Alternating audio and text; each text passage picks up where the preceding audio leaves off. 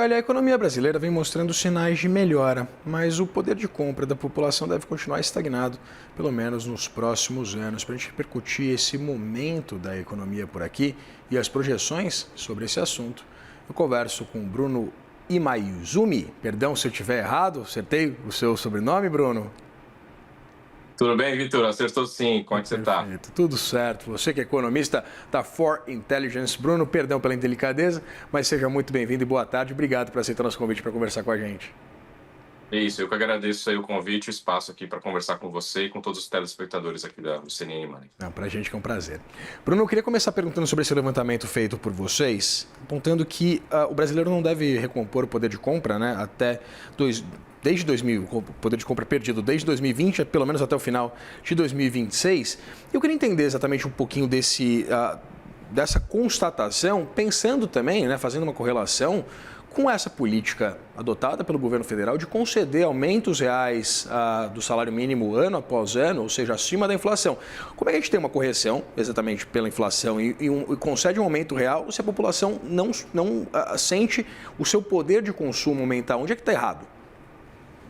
Vamos lá, Vitor. A gente aqui fez um levantamento, a gente escolheu algum tipo de cesta de consumo para entender como é que a gente consegue enxergar a evolução do poder de compra do brasileiro ao longo dos anos, tá? Seja via salário mínimo ou seja via rendimentos médios do trabalho que a gente consegue capturar pela pesquisa da PNAD contínua do IBGE mês a mês.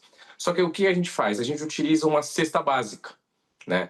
E, historicamente, né, a inflação oficial, quando a gente compara com a inflação de alimentos, né, a inflação oficial ela sempre fica muito mais abaixo da inflação de alimentos.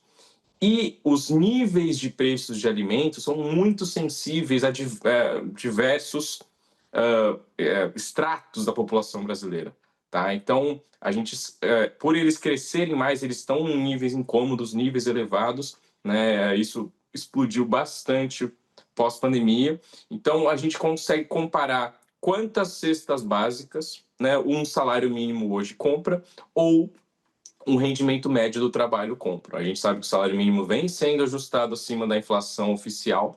A gente sabe que os rendimentos médios estão em níveis patamares recordes, mas quando a gente compara eles com as cestas básicas, né, a gente acaba vendo aí essa perda de poder de compra. Então tem uma queda do poder de compra muito grande por conta da pandemia, né? Os preços de alimentos se elevaram bastante, e aí a gente observa sim uma recuperação ano a ano, só que esse patamar desse poder de compra acaba sendo né, perdido aí justamente por conta dessa inflação de alimentos que continua bastante incômoda. Então é meio que uma medida de sensibilidade e fica muito claro quando o brasileiro vai ao mercado, né? Então a gente consegue ter uma sensibilidade maior para um grupo de bens e produtos que acaba sendo bem mais sensível e aí bastante levado em conta na hora, principalmente nessa questão de eleição. Pois é, né, Bruno? E tem um peso bastante significativo nas contas mensais da população brasileira, né? Esse grupo, né, de alimentos e bebidas que tem exatamente essa alteração mais significativa dos preços. Tem um dado que eu achei relevante que vocês trazem exatamente nesse levantamento. Você falava sobre a cesta básica, né? Que em 2010 um salário mínimo comprava mais de duas cestas básicas, 2,2, né? 2,2 cestas básicas. E hoje a projeção indica uma estagnação que compraria, né, menos de duas cestas básicas, né? 1,8 cesta básica. Ou seja, eu queria entender exatamente essa composição e, evidentemente, o quanto isso impacta também, Bruno, esse comprometimento da renda, por exemplo, para aspectos básicos, né, para insumos básicos como comida, isso impacta de alguma outra forma, por exemplo, o setor de serviços, o comércio, o varejista como um todo? Olha, a gente sabe que como é um bem muito essencial de sobrevivência, né, esses serviços e comércios que estão mais ligados a alimentos, né, eles continuam crescendo mesmo com esse nível de preços elevados. Porque aí você também acaba substituindo quantidade, né? A gente tem outros efeitos no mercado né, de alimentos no Brasil, como a questão da reduflação, que você acaba diminuindo o tamanho das embalagens, mas mantendo o mesmo preço para evitar né, a gente observar o aumento de preços mesmo nas gôndolas. A gente tem a questão né, da qualidade dos produtos. A gente sabe que muitos produtos pioraram de qualidade nesses últimos anos devido a essa elevação de preços, né? Então, tem muitos hoje produtos processados, ultraprocessados, que vêm, por exemplo, antes vinham com eram feitos de chocolate, hoje eles são feitos de sabor chocolate. Estou dando só um exemplo, né? Porque cacau também ficou caro. Então, hoje tudo está caro. Então, é um levantamento que a gente consegue comparar, de fato, os rendimentos, os salários, que não adianta só eles subirem, né? Porque também, se os preços de alimentos eles sobem de maneira proporcional até acima, né, a gente acaba não observando tanto poder de compra assim.